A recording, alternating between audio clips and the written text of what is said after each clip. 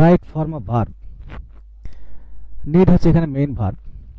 এই নিডের বা finite verb, এই নিডের 5টি ফর্ম: নিড, নিডিড, নিডিড, নিডিং এবং নিডস। পরীক্ষায় দেওয়া আছে হি ব্র্যাকেটের মধ্যে need.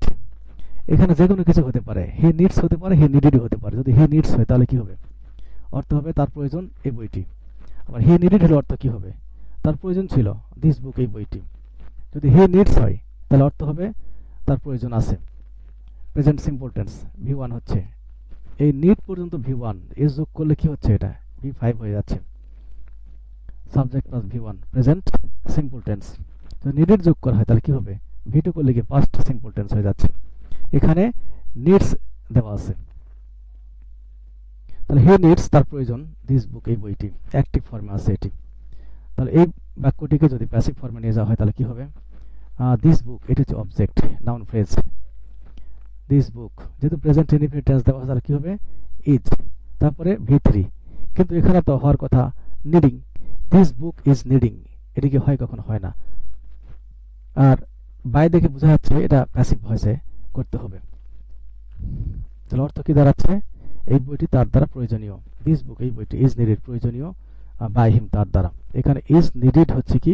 Verb phrase, passive verb phrase.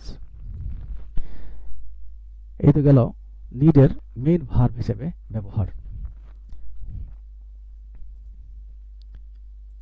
এবার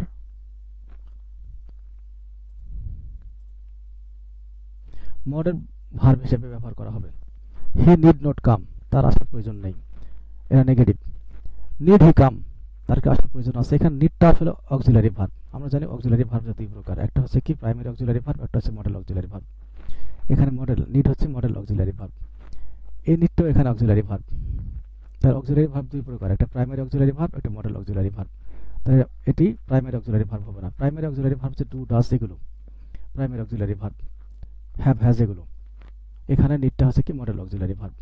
তাহলে কি হি নিড নট কাম, তার আসার প্রয়োজন নাই। তারপর নিড হি কাম, তার কি আসার প্রয়োজন আছে? এখানে কাম হচ্ছে মেইন ভার্ব।